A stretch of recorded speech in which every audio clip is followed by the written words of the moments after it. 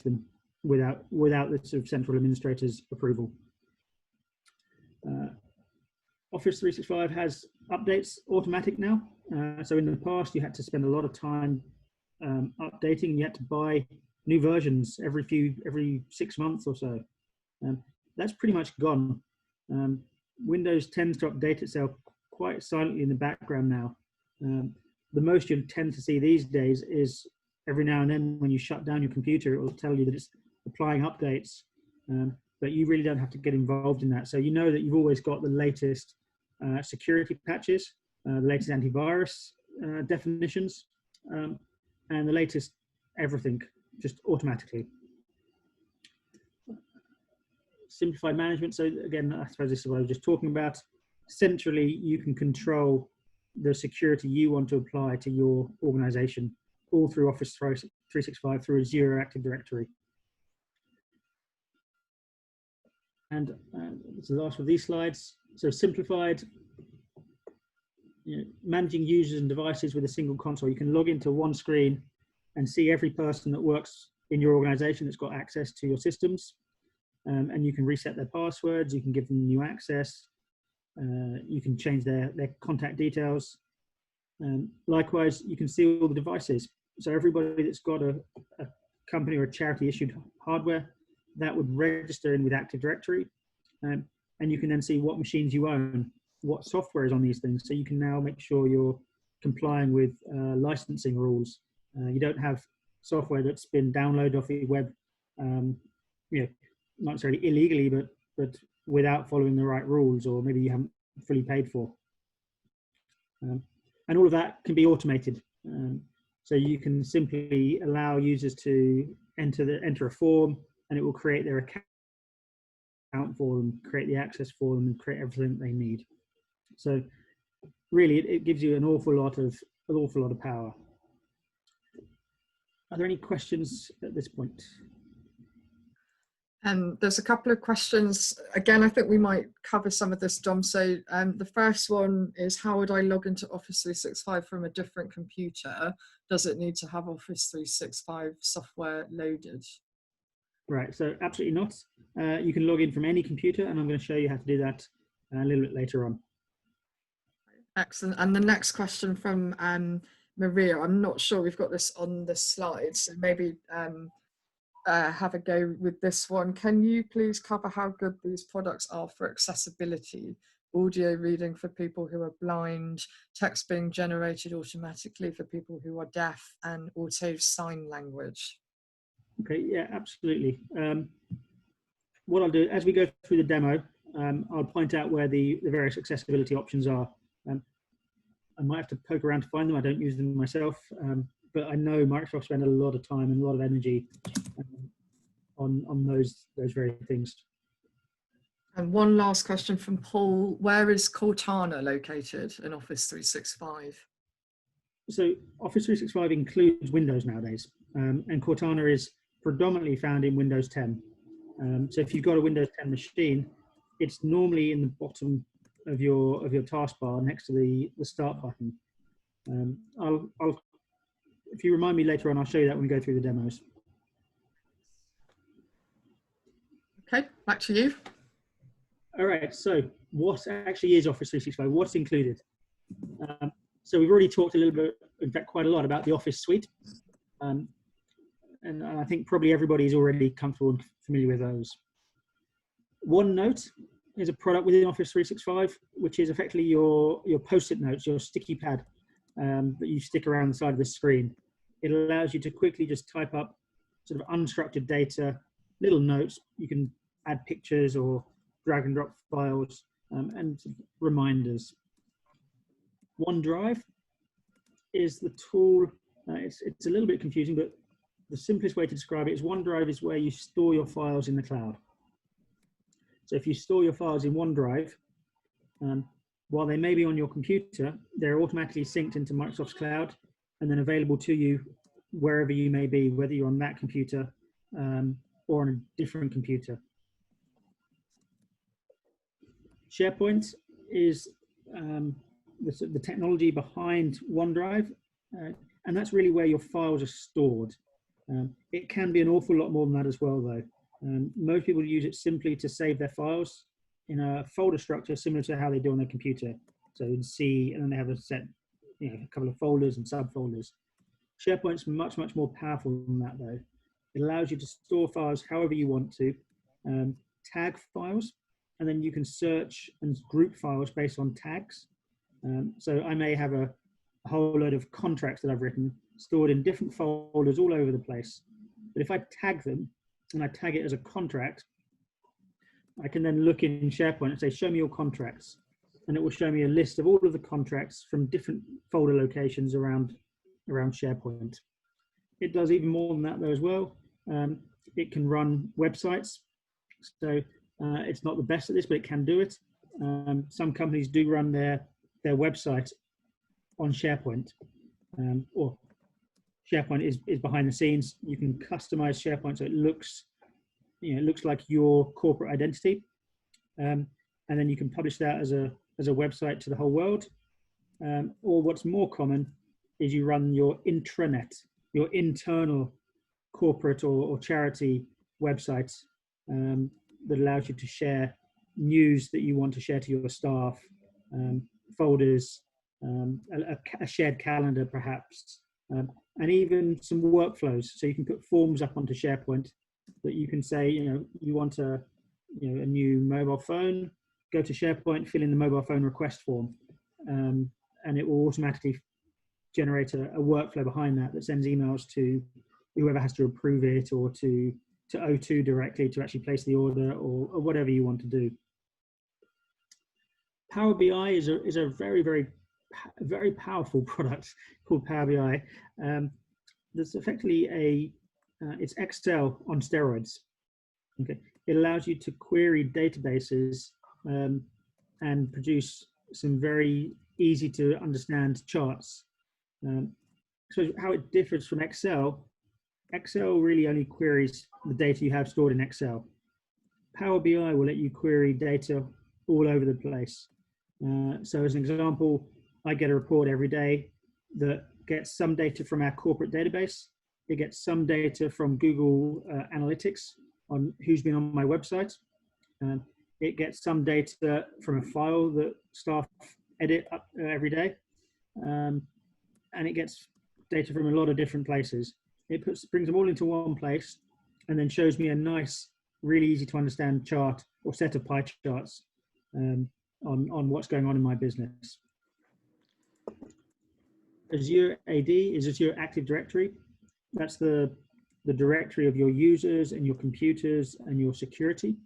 And that's where you can manage who has access to what licenses you've paid for, and who is assigned those licenses. So who can use Word, who can use Excel and PowerPoint, who can access this file or that file. Enterprise Mobility Suite, we talked a little bit about this. This is how you secure mobile devices.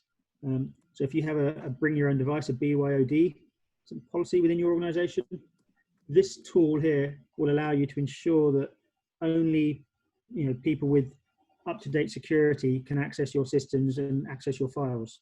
That sort of thing is really important from a ransomware sort of perspective.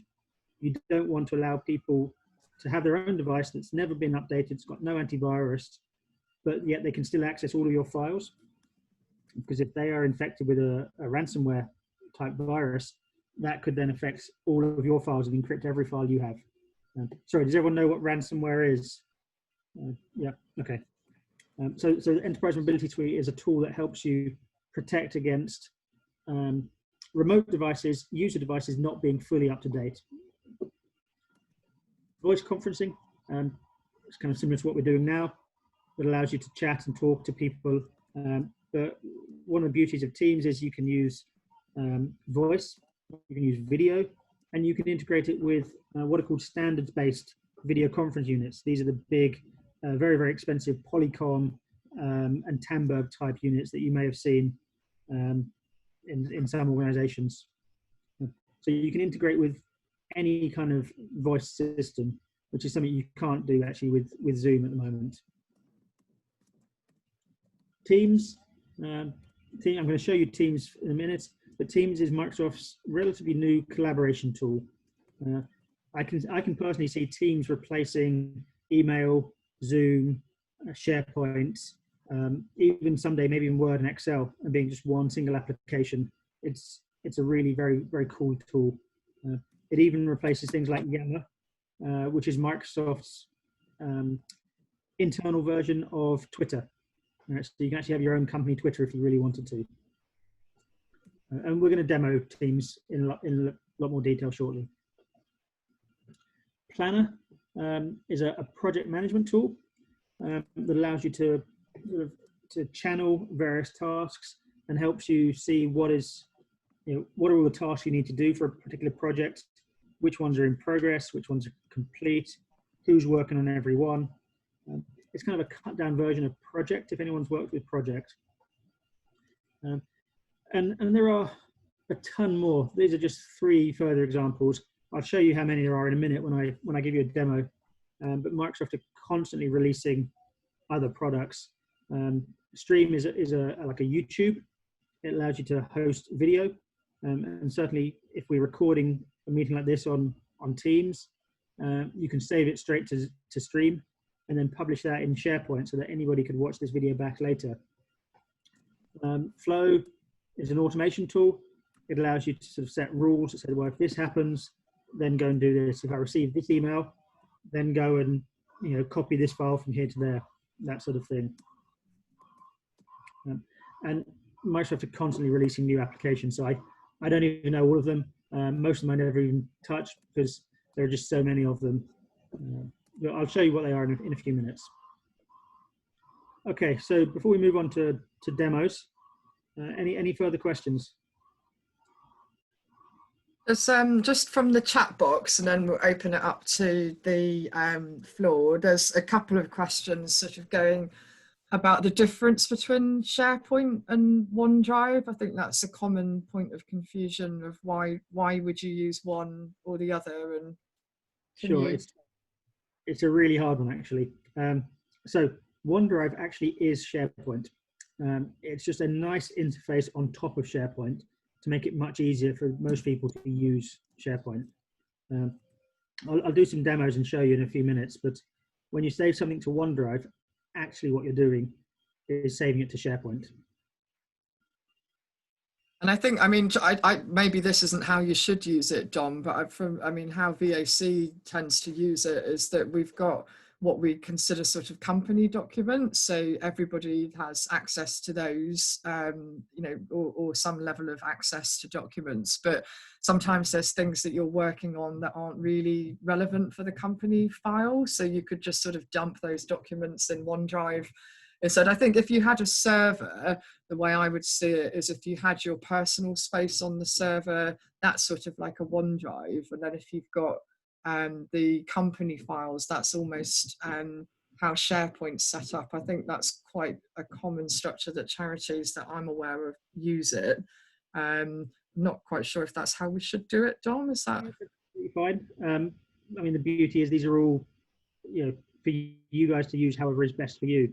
A lot of people see OneDrive as their personal space, absolutely, as you said, Alex, with SharePoint being the shared files amongst the whole organization. I'll do some more demos than we were planning, actually. I'll go into that in more detail in the demonstration. And a question from Carol, do all the components come with the license, or do you select what you want? Right, so there are a number of license packages that you can buy, and depending on what you need, you buy the package that's most closely aligned to whatever you want. They broadly fall into 2 categories, maybe 3. The entry level is online only, and just the core applications. Okay, and that's sort of what's considered a level 1. It's either an enterprise or a business level 1. They have actually just in the last month or 2 renamed all of the licenses. So I'm not going to get them right at the moment because I can't remember what they are. But typically, there's a business 1, P1 license, which gives you the online tools. And then there's the level 3. So there seems to be a gap. Level 2 doesn't really do much. Level 3 gives you both the online and the downloadable tools. So you can download and install the software onto your PC. And then generally the level 5 is everything you could ever want, including all the really advanced and complex tools as well. But I'll try and find a quick slide in a minute that shows you the comparison. And I mean, for charities, then I think the E1, I mean, I'm also on the old names as well. So E1, you used to be able to get for free completely. And if you did buy directly, like the application for Outlook, so you've got your Word and everything, Excel on there, you can still use the downloaded version with the E1 license. But if you go for E3, I think there's a small cost for the E3 license, but that's heavily discounted for charities. And then with that, you also get the inclusion of the Microsoft Office downloaded files, which is quite handy. And you're always getting the updates for that as well. So as they release the next, I don't know what version we're on, what year it is at the moment, but next one that they bring out, then you can download that for free as well. So it's a cost sometimes to consider worth paying if you've got the budget, but if you haven't, then you can also benefit from this for no cost at all. Yeah, that's absolutely right. There is a non-profit pricing structure, which you get a lot of things for free, not quite everything. And I think an E1 license that you were just talking about there, that's free for a charity that's signed up to a non-profit pricing structure. I think typically that would cost about £6 or £7 if you didn't sign up, free if you have signed up. And the E3 license is about somewhere between 17 and £20. This is per user per month, by the way. If you're on a non-profit licensing program, that comes to about £6. So that is a very significant, very generous benefit that Microsoft offer. And it's very easy to sign up for. You just fill out a form. If you've got a registered charity number, they'll accept that and sign you up straight away. You can also, there are, I think, I forgot what it's called, not Charity Digital, used to be called TTX online, but sometimes through there, your charities are able to bulk buy certain licenses and software. So for things like Adobe, you get discounts on Adobe software, but also Microsoft tend to put a lot of their products on there, either discounted or free for charities if you sign up. So some of the extra things that Don was talking about with the EMS, and I don't think we mentioned it, but things like anti-threat protection is another layer of security that you can add on to email. Then you can apply via these other platforms, and you'll get those licenses for free as well. And I'll share the details of those places in the notes when we send that round. I think it's Tech Trust, isn't it, Alex?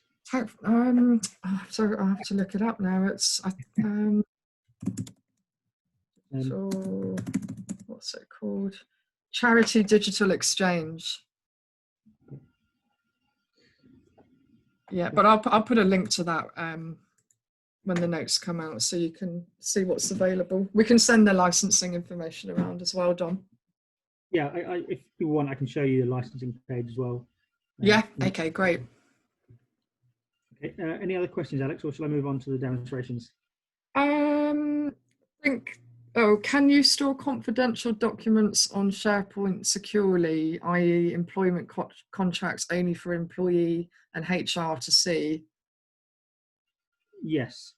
Yeah, so SharePoint's very, very customizable there in terms of security. And you can apply permissions and security to individual files, to whole folders, or to SharePoint sites. SharePoint is a technology that on top of SharePoint, you build firstly your own site, and some organizations have a site per department. So perhaps finance has a site, technology has a site, HR has a site, and you can permission only certain users can access that site. And then even within the site, you can say, well, only certain users with that subgroup can access this folder or that folder, or only a specific person can access their and those files. And not only can you do that, but it's fully audited. So you can actually see who has accessed these files and when. So you can track it as well. I didn't mention multi-factor authentication earlier. I'll do so in the demonstration.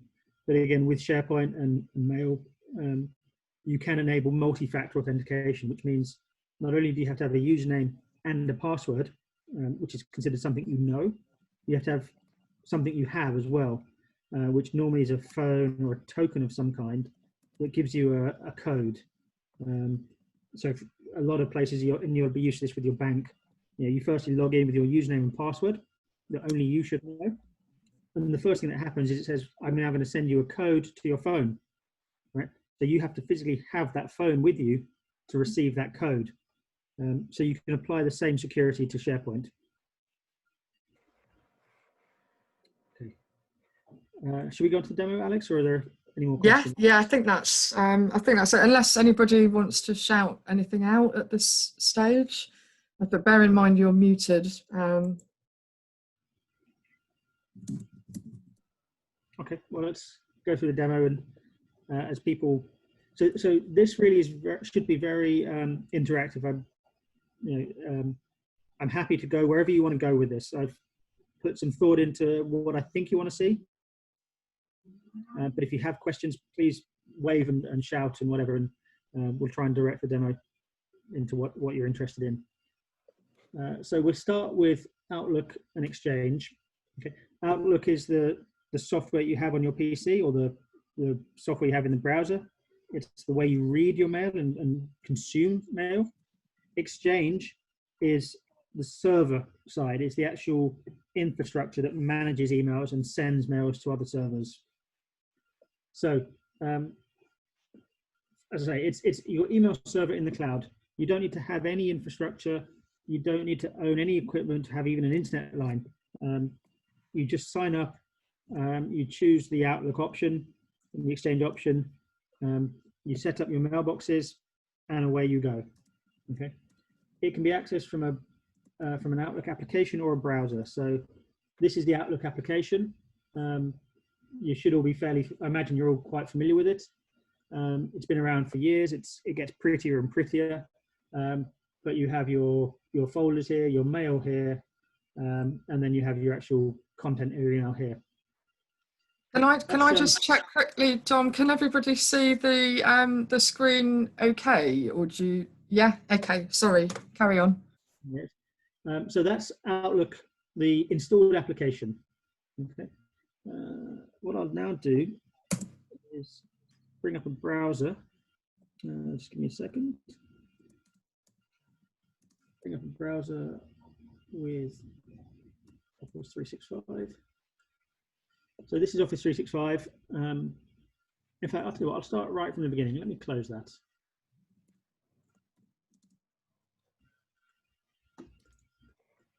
So I know because somebody asked this a minute ago, how do you access your files and your Office 365 when you're on a different computer? Well, you open up your web browser, whether that's Chrome in my case, or Firefox, Safari, or anything. And the easiest way I like to do it is just type in office.com. Okay. Excuse me. Where's that gone? You can then sign in with your account. So in this case, for me, I'm going to use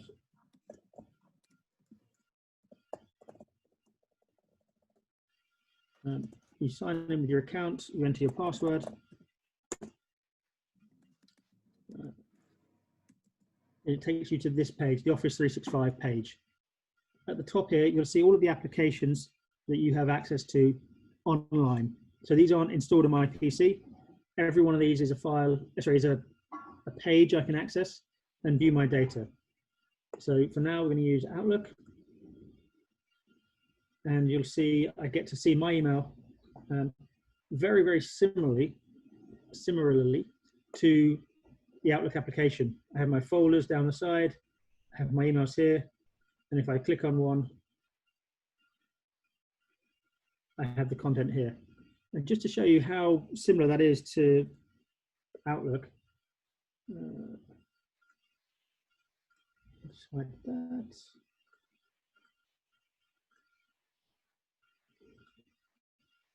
Turn that off. There you go. So I mean, it's pretty much identical. You have your folders, you have your emails, and you have the actual mail itself. Folders, email. So if you're comfortable with one, you should be pretty comfortable with the other, right? You want to create a new message, it's almost identical. You have your to, your CC, your subject, and your message here. If you want to create a new message in here, almost exactly the same place, new email, and you type your to and all your details in here. Is that clear to everybody? Any questions on Outlook? No? Okay, I'll use the full Outlook version. So as well as your email, you have a calendar, you have a contacts and a to-do list. And you go to your calendar and it will show you the various meetings you have. There's Alex, right? And as I said to you at the beginning, everything integrates really, really closely. So if I now think, where do I want to have this meeting? Well, we're all still locked down, we're all still at home, so I don't want to go anywhere. I just click on Teams meeting at the top here. And it will tell me the location is a Teams meeting. And here's the link to click on to join the Teams meeting. Okay. And I can add in, please attend this meeting. Whatever I want to say. Okay. And send that. Alex, I'll send it to you. You can choose to ignore it. And then when it comes time for your meeting, you can look in your diary, you'll get a reminder from Outlook. You can open up the specific meeting and just click on that link. I can do it now. So if I click on the link, it'll fire up Teams. Okay, I've got Teams installed on my PC, and I can just join that meeting. There's nobody else in the meeting at the moment, but that will allow me to have the meeting with Alex. So it's really that simple to create a meeting and join a Teams meeting.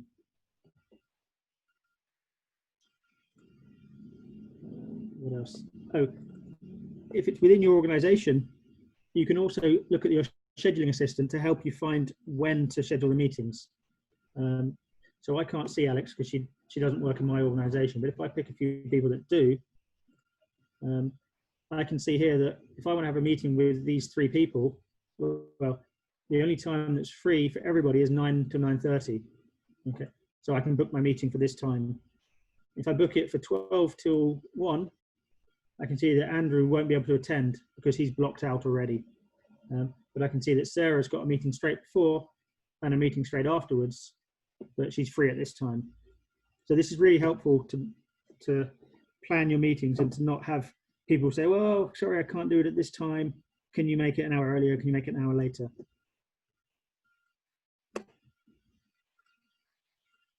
A couple of quick questions. So I'm sorry, I've got builders next door, so you might hear a drill periodically. I'm sorry about that. But just to pick up a couple of things from the chat window, Tom is saying, aren't they the same thing, Outlook Online and Outlook Desktop? Yeah, they are. And that's exactly what I'm trying. Well, they give you exactly the same result. They're not the same thing. Outlook Desktop has to be installed first. So if I get a brand new computer, or if I go to somebody else's computer, I probably won't have Outlook on it. And even if I do have Outlook on it, you'll see this one is configured to me. So if you tried to open my Outlook and read your email, you wouldn't be able to do that. Okay, you can't. You can reconfigure it, but I'd be quite upset if you reconfigured my computer. So Outlook Online allows you to connect to any computer and access your email. So So yes, they're the same, but they have slightly different purposes and slightly different use cases. And a question from Indra, does it have the taskbar? Assume that's probably the online Outlook. It does have the taskbar, yes. Thanks. 1 second, I will show you, sorry. So Outlook, in fact, it has two ways of doing the taskbar. Actually, I say it does. I'm not sure if it does have it here. It certainly does have your tasks. You see the little icon down the bottom.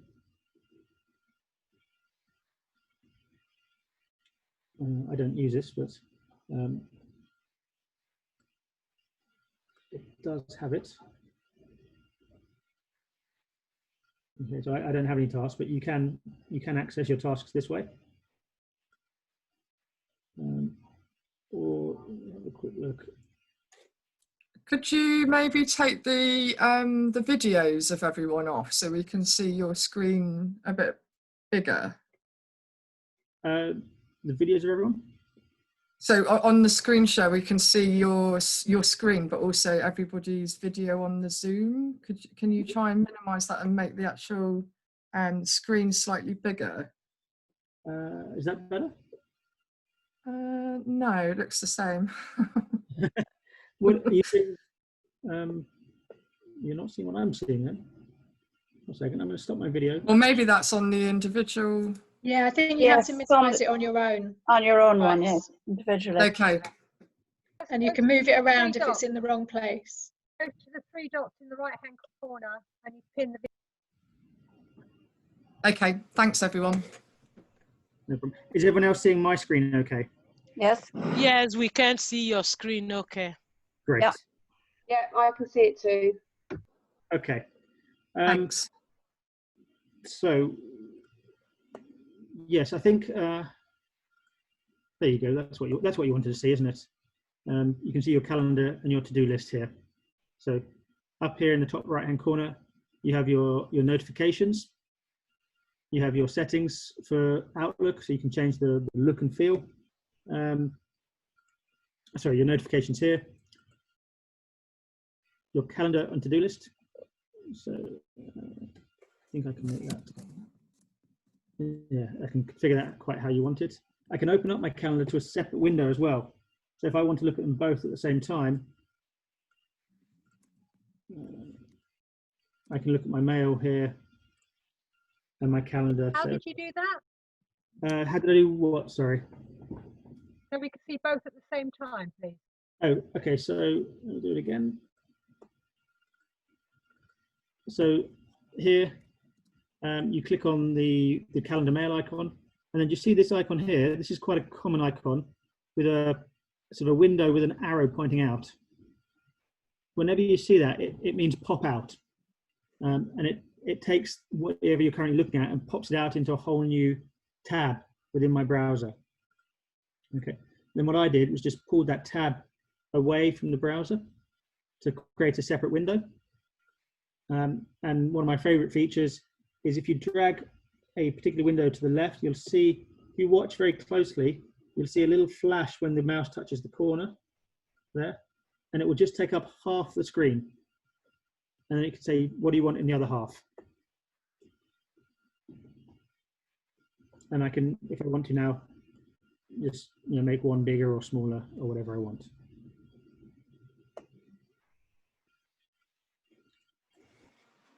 Okay. Alex, were there any other questions?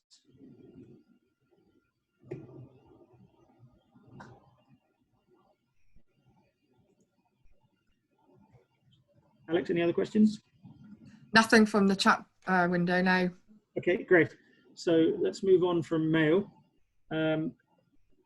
So I've shown you the look and feel across different platforms. I've shown you the calendars, meetings, and a few other features. Mobile devices, this is a tough one for me to show, but you can, let me see if I can. So you can, on most of your phones, run the Outlook app, okay, which I don't use very often. But you'll notice it gives me my inbox as well, and my same mail. So you can also install the Outlook app to get the full features of Outlook in this sort of fairly normal look and feel. Or if you prefer, on an iPhone and Android, you have the native mail application that you can use as well. So you can choose which application you like.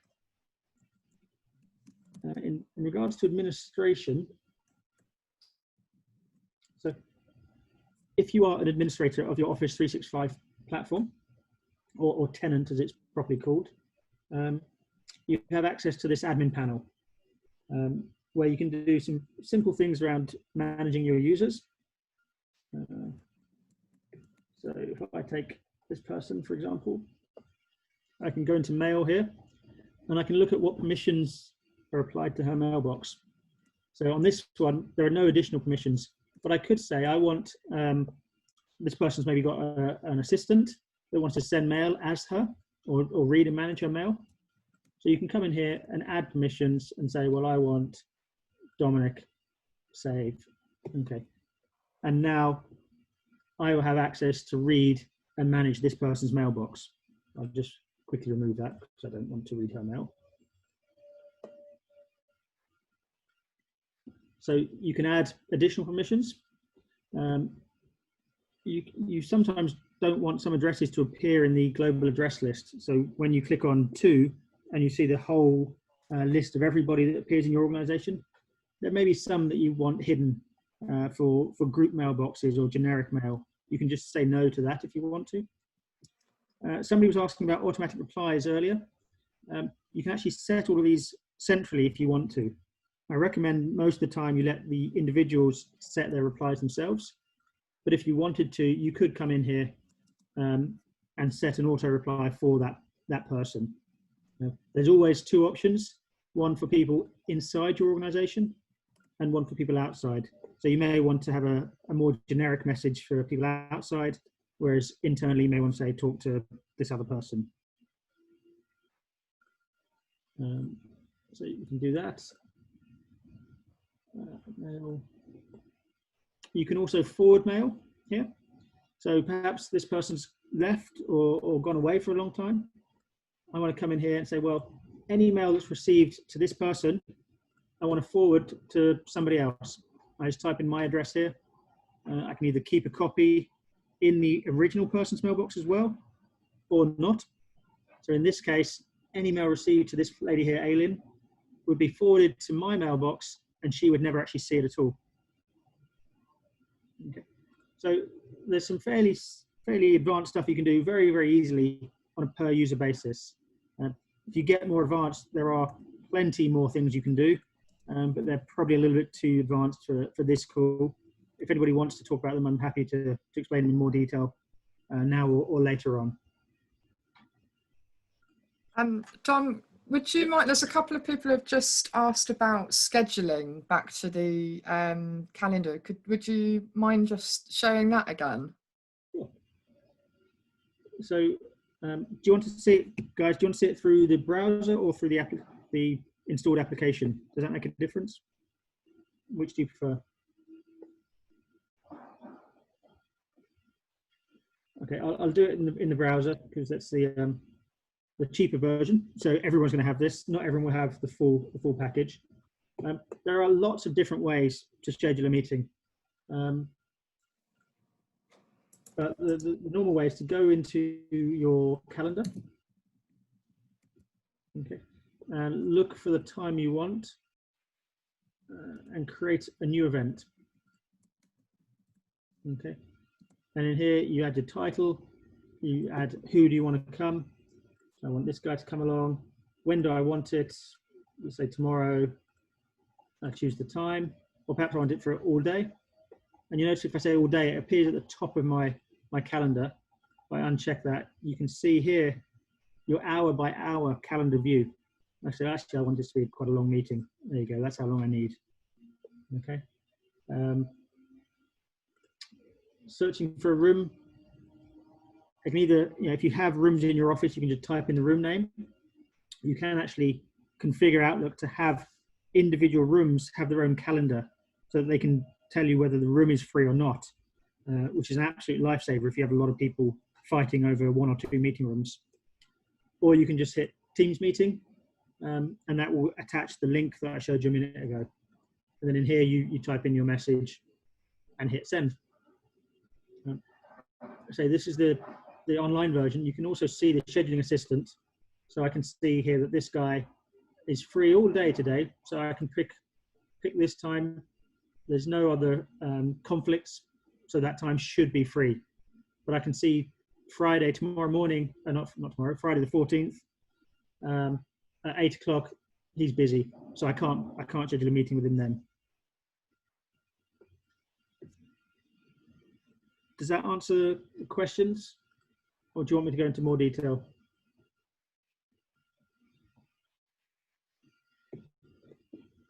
Do you explain the link to the meeting? Sorry, I didn't quite hear you there. Do you do a link to the meeting? A link to the meeting? Yeah. So let me show you that through Outlook. Yeah, main application. It's a bit easier. So if I were to do, sorry, just to show you, there is a different way in the main application. You can do the same thing. Go to your calendar. Okay, and pick a new meeting. You can also do it from your main mail application, just choosing a new item, meeting. And with this one, when you hit Teams meeting, this actually is a link. If you see over it, there is a link. And that's included in the meeting invite that is sent to people. Sometimes, what I do is I copy that as well, and I'll write it into an email. Okay. Some mail programs, especially if they're Apple, don't always properly keep that link. And so I can just send an email like that. All right. And say, here's the link.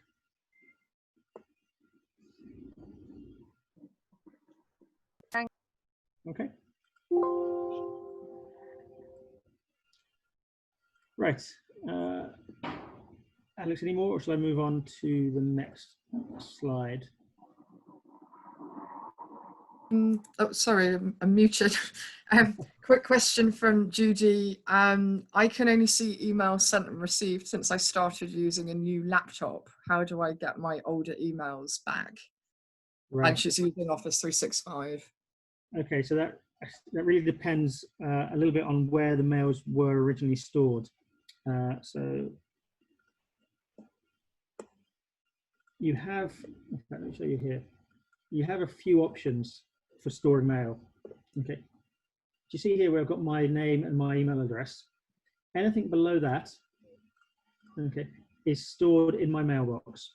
Okay. And if I jump onto a new computer, that will always be available to me.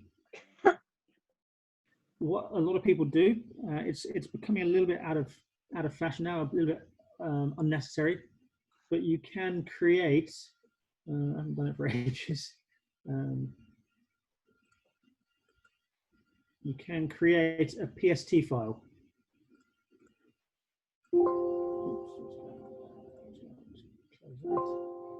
Sorry, something's opened.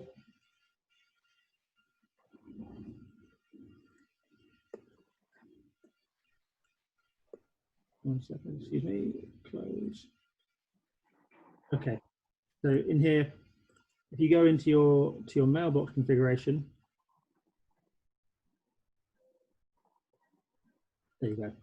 You can create a PST file, which is a file that stores email on your computer.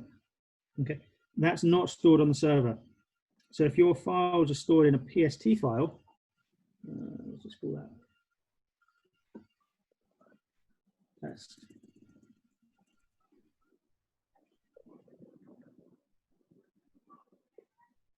Right, so you see now here, test.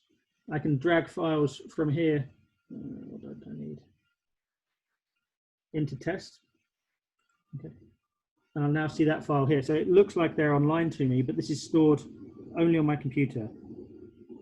If I now go to another computer or to a different office or have my PC rebuilt, these files aren't available to you. You have to reattach that PST file. Okay. The PST file exists. I can't show you. Perhaps, Dom, shall we pick, I'm not sure this is going to be relevant to everyone. Shall we pick this up a bit later with Judy directly, if that's okay? Sure. I will actually just show one thing that could be quite relevant. Yeah. Which is in account settings. In here, there is this option here to use cached email. This might be relevant to Judy.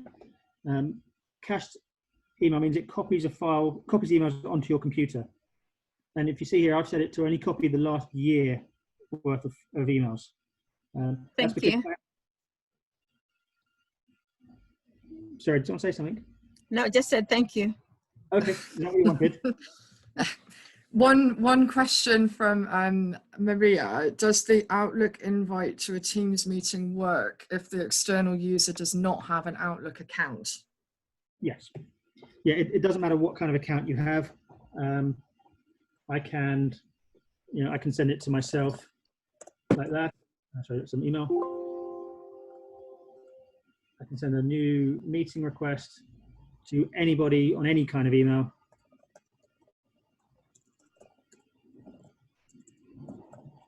So if you see here, this is a Yahoo account. It's nothing to do with Outlook. I can still do the Teams link. I can send that to myself, and I can still click on that link. I suppose what you might not get though, Dom, and correct me if I'm wrong, is if you're not part of the same organisation, you probably wouldn't have access to all those collaborative bits to your files. Is that right? Or so I can't see the free busy there. And yeah, this will allow me to join the Teams meeting. It won't give me access to every file that I have in my company. It's just for a one-off meeting. and that's a good thing. Yes. Yes. You don't want to give people access to your entire system and your entire file structure. Quick question from Gabriella. I can't see the ribbon on the web version of Office 365. Can this be added? So there's only a small ribbon. It's not the full ribbon here. So no, you don't get quite the full ribbon. Gabriella, do you mean in Outlook, or are you thinking of OneDrive or SharePoint? Because I think they've got bigger ribbons. I do. So In Outlook, okay. So in Outlook, you generally just get the things that you need most of the time. You're not going to get all of the sort of extra functions here. Yeah, send and receive, for example, that's irrelevant on a browser version because the browser version is always online, so it's always current. That's one problem people often find is Outlook, the installed version, sometimes is out of date, right? So if you see down here, all folders are updating, all folders up to date and connected. If I lose my internet, this will say offline, okay? And my latest email will be from whenever I went offline.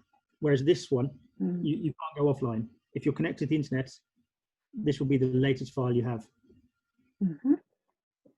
Just, I mean, from my personal experience of using the online web apps versus the desktop, I think it depends to what level you're using things like Excel and Word and how much of the sort of more advanced features of that you're generally using, but you don't always get access to what you're used to on the desktop applications. So that's if you've got to do, sort of more difficult things or formulas and linking across spreadsheets and things like that. Sometimes it's easier to do that within the desktop app. But if you've got that installed, you can open up those files from the browser in the desktop application and then save those back onto SharePoint, which I think Don will show us as we go further on. Yeah, I mean, if you want to, I can jump forward to show you the other tools in the browser app. So this is Word. When you see here, you do have much more of the desktop ribbon that you're used to. in the installed version. So you can see that. You can hide that if you don't want to, but you can see a lot more of the usual stuff.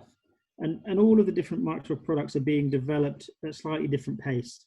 So it's rare that there's a consistency across them all to quite how they work. They're all being constantly improved.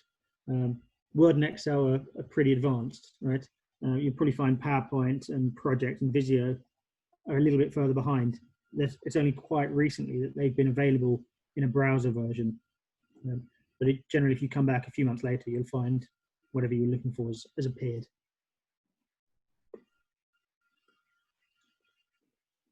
Okay, shall I move on, Alex, or are there more questions?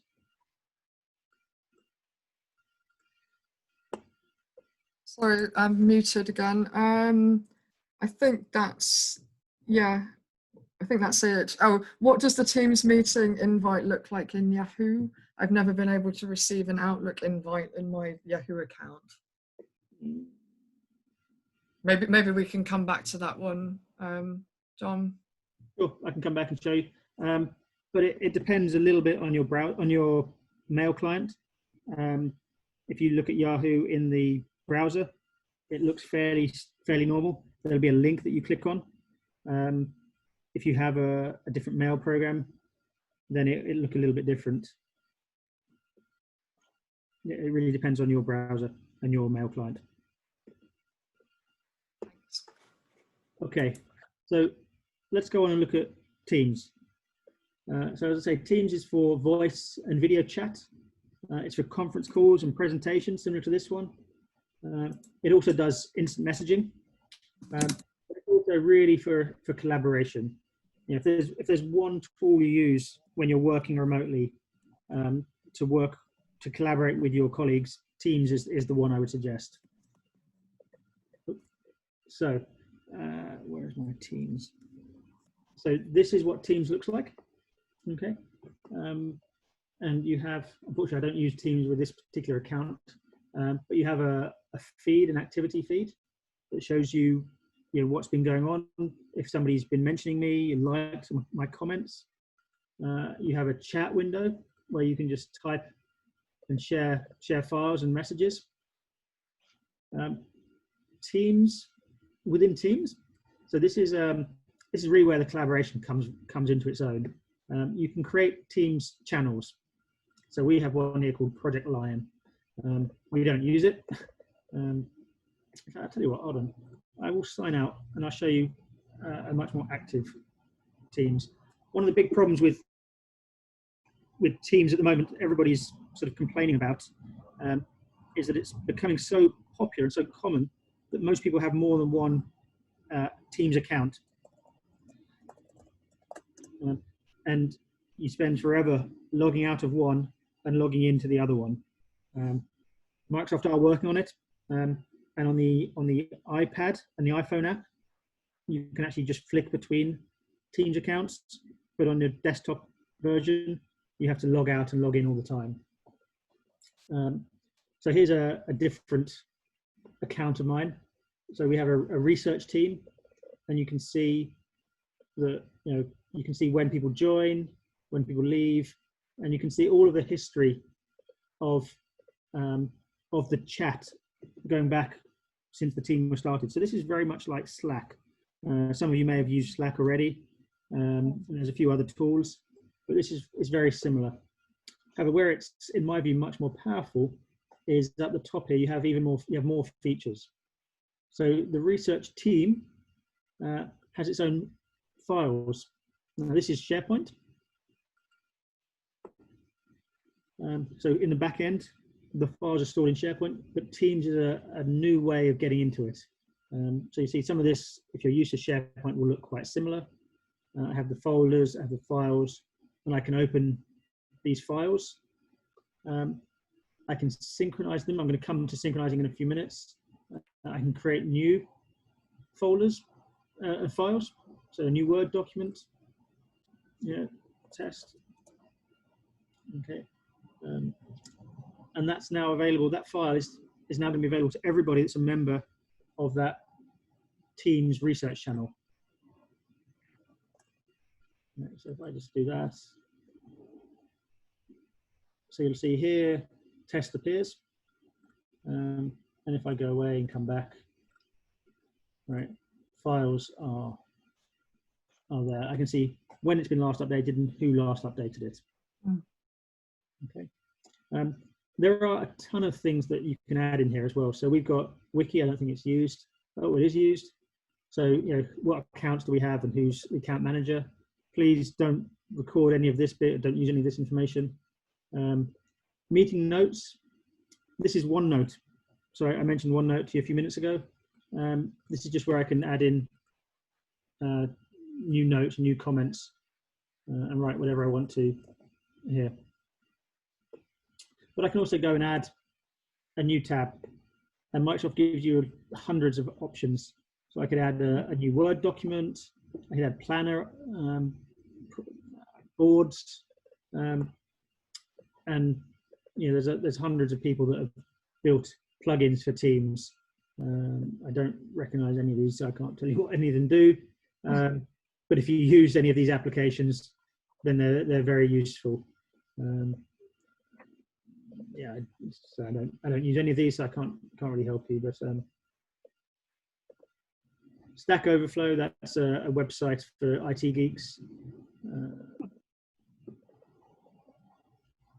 Tasks, Box. So if you use Box for your file sharing, you can connect that to Teams so that you can access your Box files. GitHub, actually not GitHub, that's that one. Adobe, so I can access my Adobe documents. Poly's a really great one. We've not set it up, unfortunately, here. That's a poll application. So you can send a poll. So, right, guys, we're all going out for team drinks. Pick the date you want, and you can set Poly to allow everyone to choose Monday, Tuesday, Wednesday, Thursday, Friday, and whichever one gets the most votes would win. So that's the Teams section. Within Teams, you also have your calendar. So this is the same as my Outlook calendar. And it's another place I can see where I'm supposed to be. And I can create meetings here. It's exactly like what you saw in Outlook. Calls. So calls allows me to either call somebody via Teams. So that's a computer-to-computer call that costs me nothing. It's just my data connection. If I've got internet and they've got internet, that's a free telephone call. Very similar to Skype. I'm sure most of you have used Skype. But also, and this is an add-on feature that you have to pay extra money for, but you can actually buy an additional telephone line. So this is my phone number within Teams. And if somebody calls that, you'll see it ring. Alex, do you want to ring that number on your mobile? And you'll see. I think I've set this up. I can't remember actually. 0208 142 8254. Sorry, you're too quick for me. 0208 142 142 8254. We did demo this earlier and it worked, but it may not work as we plan right now, so bear with us. Yeah, I was logged in with a different account, so. Okay. So it is ringing. Unfortunately, it's on my other screen. But you can see now. So that was Alex calling me, and I could talk to her because we've got Zoom and Teams. There's a lot of feedback, but it does allow you to link Teams to mobile phones, desk phones, and any normal phone number. Okay. And files is more of the same. These are all the files I've accessed recently. And you see how I was talking earlier about not necessarily being in that usual folder structure. So these are all the files I've accessed recently, but they're all over the place in OneDrive and someone else's OneDrive, in SharePoint, my OneDrive, and all over the place. Yeah, so that's Teams. Are there any questions on Teams? But as Sylvie says, if you call out with your ID number to an outsider. A lot of my clients cannot accept unidentified calls, which is a nuisance if I use this system. So I guess, can you set a number rather than a unknown? If you have this plugin, this additional license, then that is the number that we've presented to the caller display of whoever I ring. But actually, Teams is even cooler than that. That's what it would display by default. I can go further, and I told you there was an administration tool. There is a dedicated administration tool for Teams.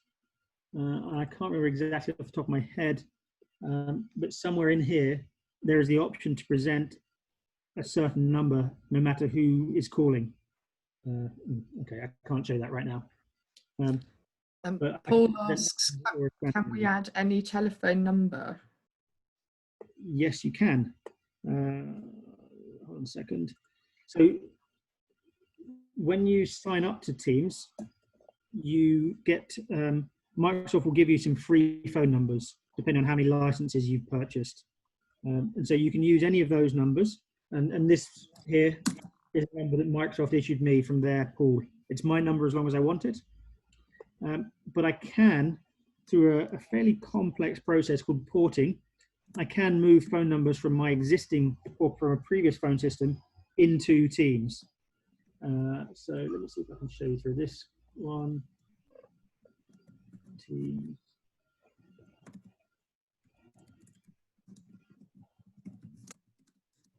Let's have a look.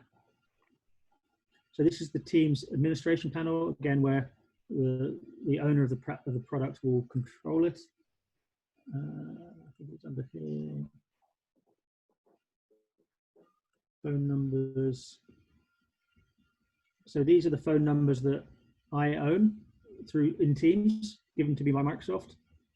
Here I can say port, and it's a fairly convoluted, but it's very doable process to transfer numbers that I already own into Microsoft's servers, and then they would be available to me here.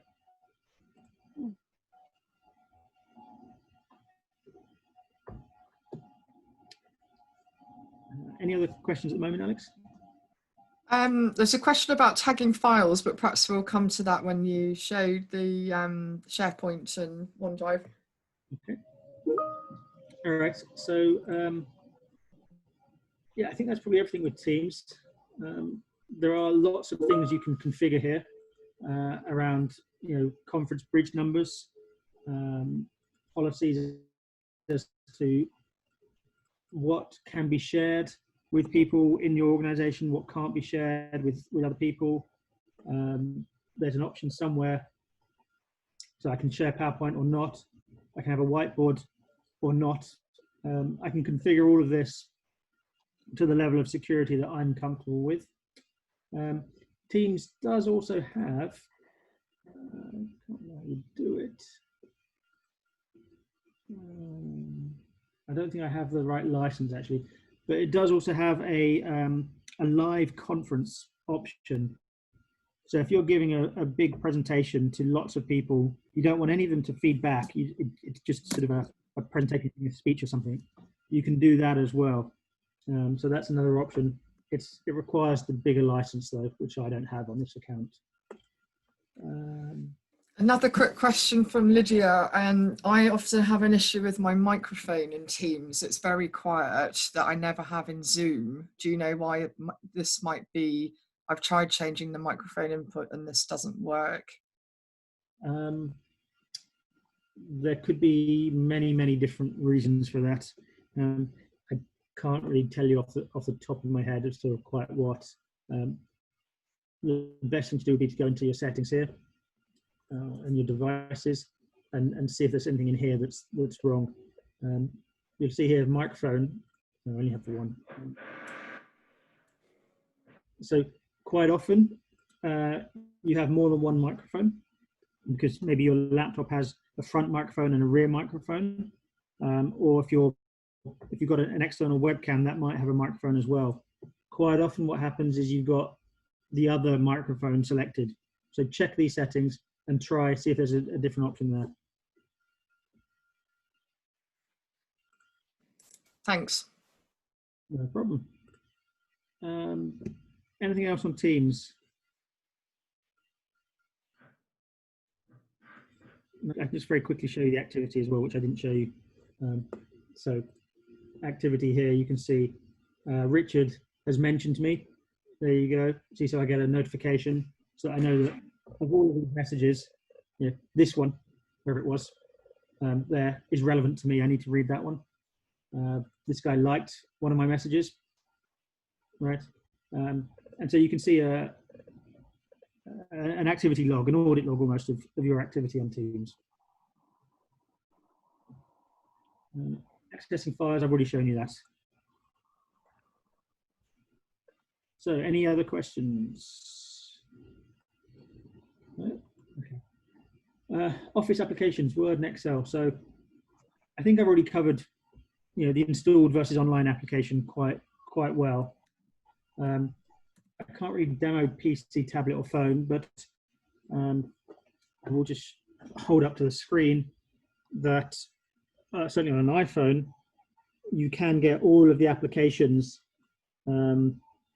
as dedicated applications on your phone. And if you open them up,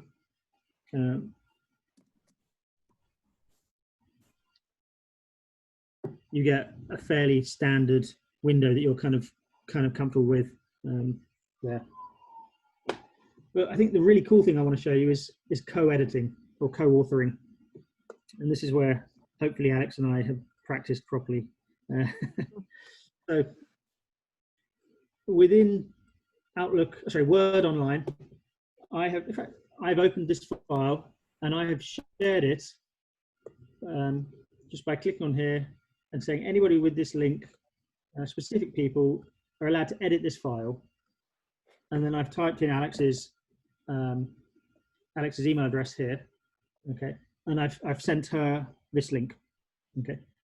Alex was then received that link in her email, and she was able to open this, and you can see now Alex is typing on her computer into the same document that I'm typing in, and we can both type things together. Right. And I can be really mean and say, delete that. She's typing, right? Which is, I say, and frustrating at the same time. So this is a very, very valuable feature, very helpful if you're both working on something at the same time, and you want to see what you're doing and you want to talk about the text. And you can see here, yes.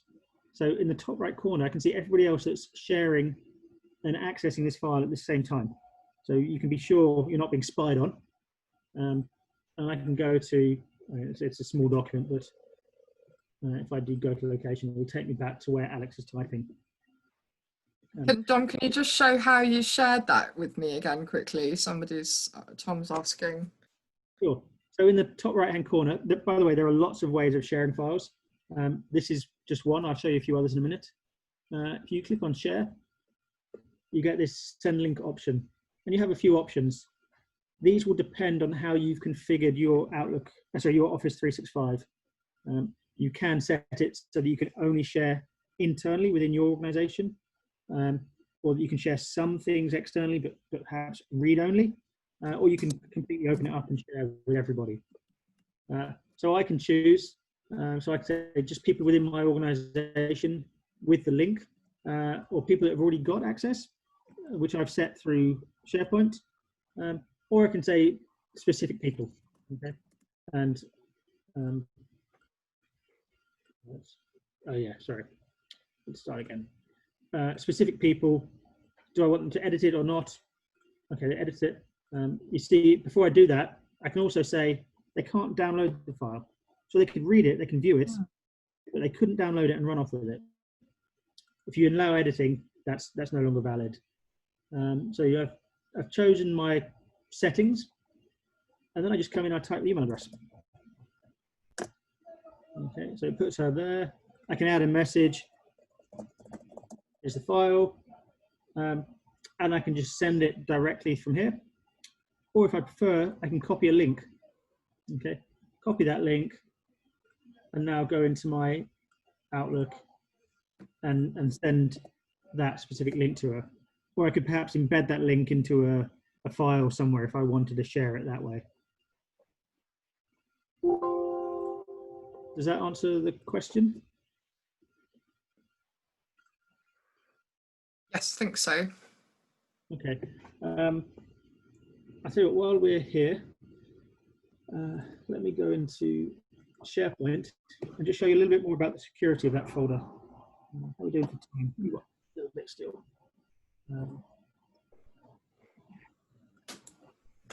So here's the file I've shared with Alex, and I can select that.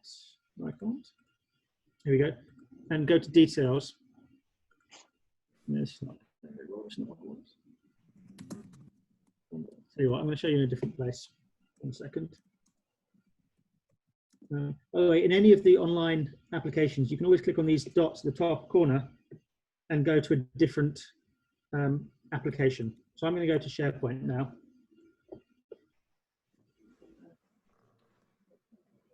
To the team site. So I mentioned to you earlier that these sites can look like intranets. So in this one, we've got a shared calendar, company announcements, and then shared files here. And I can go to one of these files. Let's find something that's important. Okay, so Plutus IT setup. I can select that one, go to details, and I can come here and I can see who's got access. Okay, so I have access, and anybody that's a member of Plutus Partners can edit the file. I could create more access here, or I can go in and be very advanced, very granular, and say, okay, I want to give a specific person access to this group. So these are all the people that are in here. Like I say, well, I want to add somebody else to this group so that they can see the files too. So there's lots and lots of ways, I suppose what I'm trying to say here, lots of ways of sharing and managing that access.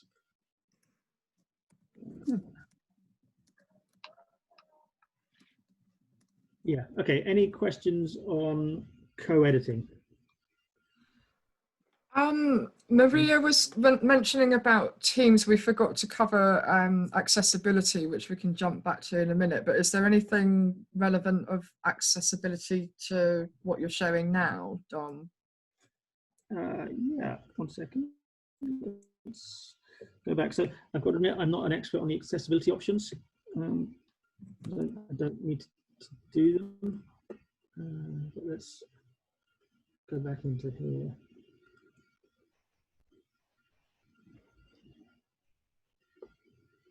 In fact, I might be best to come back to this because I'm going to have to poke around a little bit to find the various settings.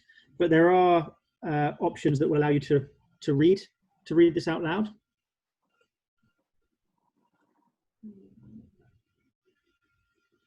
Maria, can we come back to you on that one, Dan, and maybe share that with the group in the notes? Here we go. Right, so you'll probably be familiar with this from the installed version, but you can have various sort of command prompts to help you move around. This isn't really very helpful, actually. Let's come back to that if we can, Alex, and we'll answer specifically later. Yeah, sure. And Gabrielle is asking, can we recover a shared document that somebody deletes by mistake? Yes.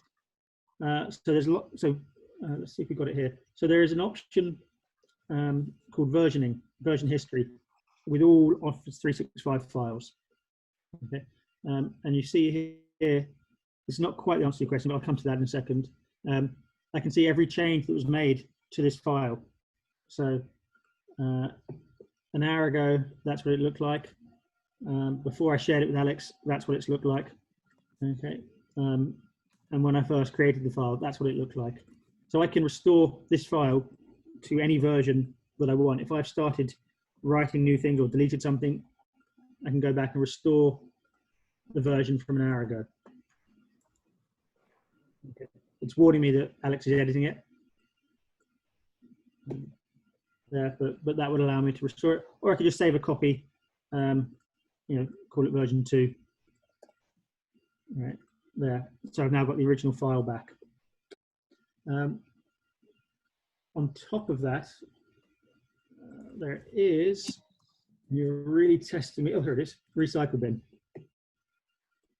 So any file that's ever been deleted sits here in the recycle bin. Okay, I think it's for 30 days by default, but you can configure that yourself. And I can say, well, that's the file I want, and I just restore it back to this folder.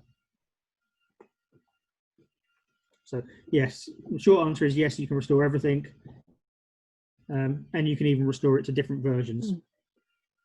I think also if you're worried about the 30-day limit, then you can get extra tools, backup tools, which will grant you, recovery capabilities beyond that 30 days as well. But quite often that will come at cost. Yeah, so Microsoft does a pretty good job of restoring, backing up all your files for you.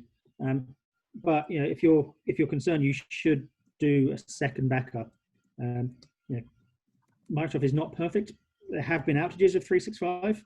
It's rare, but it happens.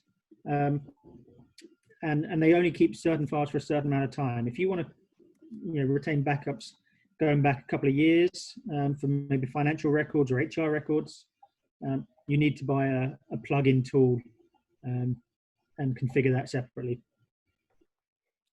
But that's all done quite straightforward these days. I don't know. I mean, I remember at VAC when we used to do this with a server, there was a big old tape that you had to physically go and plug that into the server and then remember to take that out and then do the same the next day. And I think one of the benefits of having a system like this is a lot of that can be automated and done digitally. So you're not having to do or manage these bulky old tapes. Seems like a long time ago now. Absolutely, yeah. You can still do that if you want to. Okay. And certainly for the more sensitive organizations where security is a big deal, they make sure they have a copy in the cloud and a copy somewhere on their premise on a tape, because they don't quite trust cloud. But for most people, and certainly for me, for all of my organizations at the moment, I'm very happy with cloud. The only thing I'd say is I would back up to a cloud that's not Microsoft's, just in case Microsoft do have a major issue. So you back up Microsoft to Amazon perhaps, but it can still be cloud-based, so you don't need the tapes, as Alex was saying. And a quick question about the file after 30 days. Are they permanently deleted? I think we think so, Dom, don't we? They are permanently deleted unless you pay Microsoft a lot of money. So consider them permanently deleted after 30 days. They do maintain other backups, but they charge you for that. And probably, I don't know, they may not even make that available during the free tier. Okay, so we've covered opening desktop apps and browser apps, creating new files. I was going to just say that actually where you saw Alex editing the file in the browser, that's the same if I have the desktop app as well. So both apps allow that functionality. Edit files and see it on Alex, we did that. Quick look at other applications. So just very quickly, I don't know what's available to me at the moment. Let's have a look. Office 365. I said there are lots of applications. These are the main ones, and I think everybody probably recognizes all of those. Yammer, as I mentioned earlier, is Microsoft's internal version of Twitter. I personally don't know why they keep it. Well, actually I do. They paid something like $3 billion for it. I don't think they ever paid back, but never mind. If you click on all apps, you'll see there's a whole load of extra apps. So there's a whiteboard application, video. I'm not sure what the video and stream is. They're two quite similar. Project, you may have seen Project already. Power Apps and Power Automate is around artificial intelligence and what's called robotic program automation. Basically, workflows. If this happens, then do this, then do that. Dynamics 365 is Microsoft's ERP platform for similar to Salesforce or Oracle. Islington, never heard of that one. It's new. Delve is quite cool. It depends if you've sort of populated with data though, but it tells you a lot about the people in your organization and the files. So I can see who's doing what. I can see what this person is up to. Oh, no, that's because she's left. I can view the profile. So if you populated this, you can see her picture. You could see the organization chart. So who's her manager, that sort of thing. In fact, let me show you that on the other one. So here,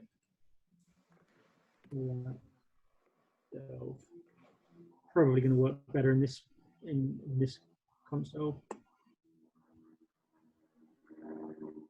You find, let's look at Andrew. So you can see I've got a picture of Andrew. I can see when he's busy. So he's got a meeting at 4 o'clock, but otherwise he's free. I can see that he reports to me and I report to the CEO. I can see what he's sharing with these people. And as long as I've got access, and this is controllable, I can see the files that he's working on. So some files he'll restrict and I won't be able to see. Some files that we're sharing and that are for the whole organization, I can see what he's done. So that's quite a useful tool if you want to know who's in your organization, you want to feel sort of more connected. You've again got his phone details here and email address and whatnot. There. And Dom, are you able to go back to, do you feel you know enough about the accessibility on Teams at the moment, or shall we come back to all of the that? accessibility stuff. Okay, so Maria, we'll look at that for you and get back to you on that. Yeah. What's ERP? Carol's asking. Enterprise resource planning. So it's a tool for sort of scheduling shipments and managing invoices, ensuring you got paid on time, and then you've released and you've shipped product or that sort of thing. Yep. Okay. What about forms, Dom? That might be something that's quite useful. Yeah, so forms, I haven't actually used this one very much, but it's going to allow you to drag and drop questions. So this is similar to SurveyMonkey that some of you may have seen. It allows you to choose questions and choose what kind of answer you want, a multiple choice, or maybe I want.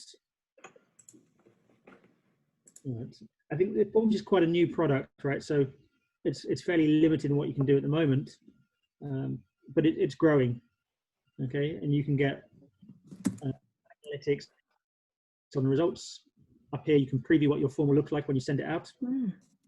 What it would look like on a mobile or a computer. So it's a responsive design. And then you can share it. You can either copy that link and put it on your Facebook page or your Twitter account and just get anybody to respond. Or you could embed it here into your website. So that your website would have that page. Or you could email it. And you can just click on who you want to email it to. I click on that, it's going to take me to Outlook. Let's have a look. Yeah, you can't see it, it's on my other screen, but it's trying to open my Outlook. So that's forms. I think the best thing really here is to look around. There are loads and loads of products, and Microsoft is always adding new ones. And half of them I've never heard of half the time. They're always just coming and going. You can also, as you can see, I've started build your own applications. If you have a development team and you have some functionality that's very responsive to you. Okay. Any more questions on files? So we've got 10 minutes left, Dom. Where are we in the presentation? I'm just trying to find it to see how much is left. I think we're almost there. We've got SharePoint and OneDrive, and I think this is the last section. SharePoint and OneDrive. Sorry, Alex, I put a question in the chat a while ago. Oh, sorry. No, that's okay. Around it was as we're finishing up the team to ask whether if you have your personal details on team, would any other person be able to access it, like the activities, your personal activities? Within your organization, yes. Outside, no. So anyone within the organization will be able to look at your activities. When you say activities, what do you mean? You know, in team, you do have, you can have like various, that's right. So no, this is private to me. Nobody else. Okay, that's what I meant. Yeah, no, this is private to me. Nobody, that's not shared with anybody else. So the only caveat I say to that is an administrator can get access to this. Okay. The average user can't see your activity. All right then. Thank you. Okay. Any more questions before I move on to the last section? Just whether Skype's still available, but I think Teams has replaced Skype for Business now, hasn't it? It's another sort of iteration of the history of. Yeah. Skype is still around, but it's kind of being decommissioned and being replaced with Teams across the board. I suspect Skype as a standalone product for individual consumers rather than company charities, I think that will remain because it's got such a great brand recognition. But Skype as a corporate product or a company and charity product is on its way out. And then, I was going to pick up on a question from Carol about tagging files earlier, but I think we'll come to that now in the SharePoint section, Dom. Yeah, so we'll talk about tagging and files here. So SharePoint OneDrive is your ability to access files anywhere, to work offline and sync later, and it can store absolutely anything you want. If it's a file on your computer, it can be stored in SharePoint, even if it's not a Microsoft file. So we've already looked at files in Teams, so I won't do that again, but I will show me Windows open now. Where is it?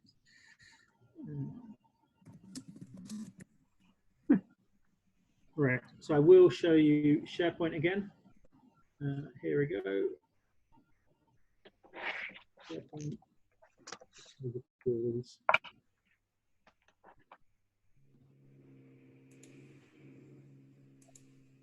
So SharePoint, and really I'm interested here, or showing you here SharePoint document storage rather than the rest of the product. So in terms of files, here it follows a fairly standard structure. You have folders, and within that you have files. The first thing is this sync button here. So if you click on sync, it will ask you if you want to sync this to, it's syncing it to OneDrive, but this is where I say OneDrive is a bit confusing. OneDrive is the tool it's using to sync. Okay, I'm going to cancel it because I don't want to share it again. I will. How can I do this? I'm going to share my other screen for a second. That's probably the only way I can do this. 1 second.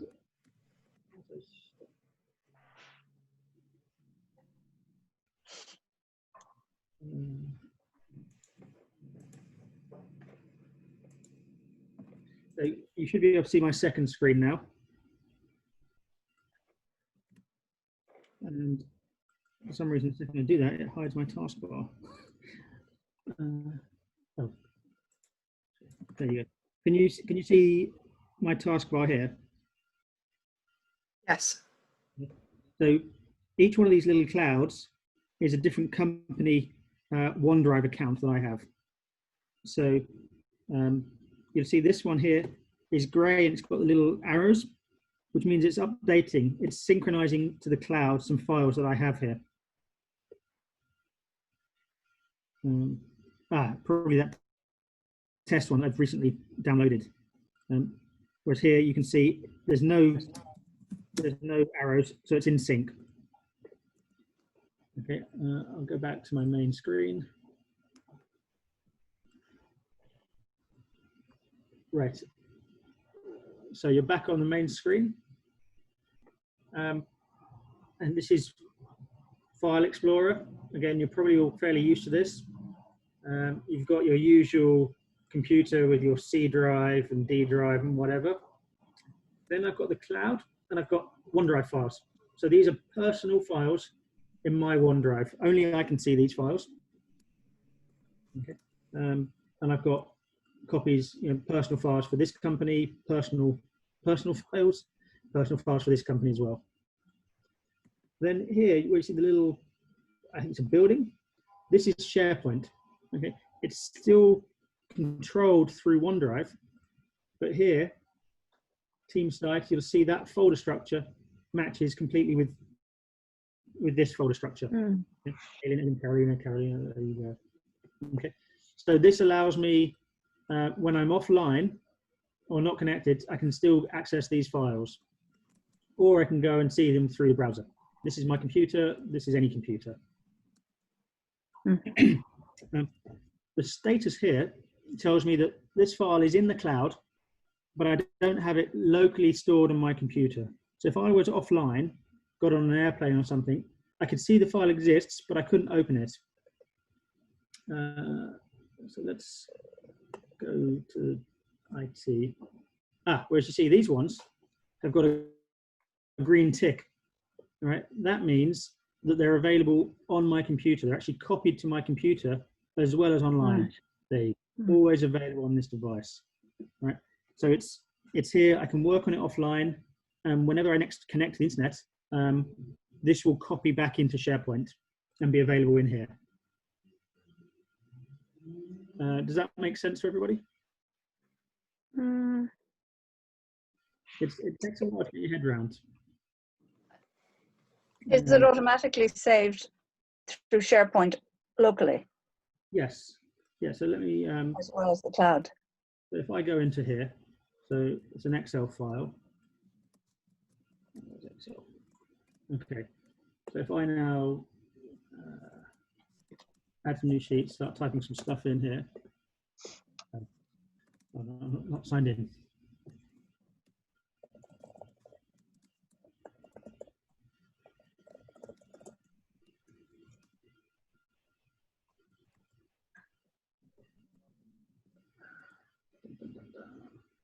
Okay, so it's saving here, and now you see it's synchronizing. You've got the arrows, so I know that's not synchronized at the moment. And if we wait just a few seconds, it will go green again to show that it has copied it back up to the cloud. Right. It's normally a little quick on this. It's probably because I'm screen sharing and accessing so many things and downloading so many files. That will go green again in a second or two. And I will just very, very quickly show you, here are the columns where you can tag your data. Okay, so you can add in all kinds of different tags and you can create your own. I'm going to go super quick, so I've only got a minute left. But you could tag file with a currency, with a choice, with a time, and you can then search and sort based on those tags. I think probably the best thing is to follow up with another later on. Or Alex, if we do a future call, we'll go into tagging more. I think SharePoint's quite a complicated beast, isn't it, really? And probably for the purposes of this, it's just really around files, storage, but there's a lot more to it, as Dom said. Yeah. Are there any last questions, though?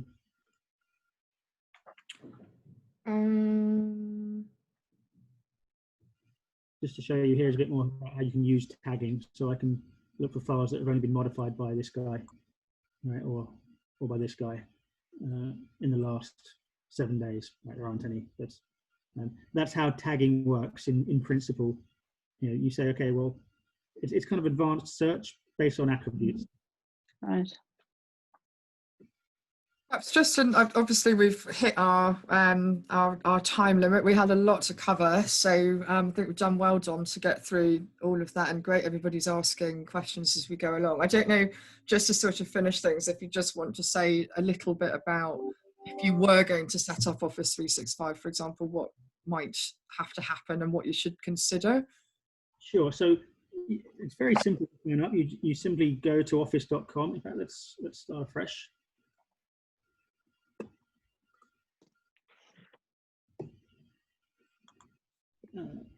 So you simply go to office.com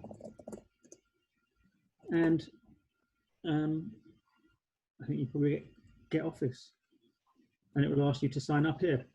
Okay.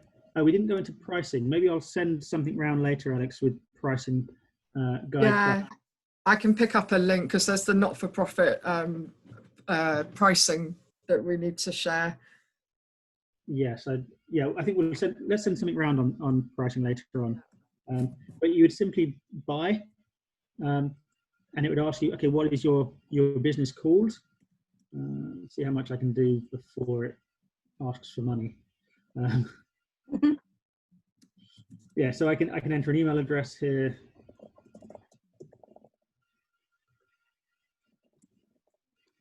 That one. Tell you a little bit about. No, I'm not going to be able to go far enough, I'm afraid. But it's straightforward. You sign up. You tell it what you want to call your charity and your tenant. So as you've seen, you know, mine have been called Plexus Cotton Limited, or Plutus Partners Limited, or the IWSR.sharepoint.com. .sharepoint.com. That's FinFix as your Office 365 address. Okay. And if you then log in, you go into the administration panel that I showed you a few minutes ago.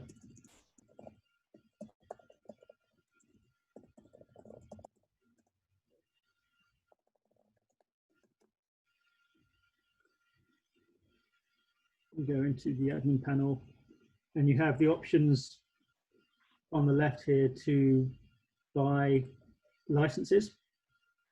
Okay, so you can purchase the various products, and it'll give you the price for them at the same time. This is not a charity, this tenant I'm signed into, so this is the full standard retail price for a small organization. And you just say, well, okay, I want Office 365 Business Premium. It's £18 a month, and I just simply hit buy, and that will add it to the licenses that I own. And in here, I can see all the various licenses that I currently own, and which ones are in use. So, you know, an international calling plan, I can see that I own 7 licenses, and I've assigned 7 licenses to these 7 people. Okay, so that's how I would license this. And then in setup here, and this is probably the most technical element of it, you want to set up your vanity domain, your custom domain. So you go into here, and you say, well, my company is called Plutus Partners, so I want to set up various configurations. You might need help to do this. This is where it gets a bit complicated. But if you make all these various settings, your mail, so for example, Exchange Online, if I make these settings in my DNS, that would make sure that all emails sent to .plutuspartners.com comes into my Office 365 tenant. Mm-hmm. Okay, and the same for Teams here and other settings. I can do another one of these, Alex, I think, if people want, on actually how to set up, and we can maybe go through and set one up.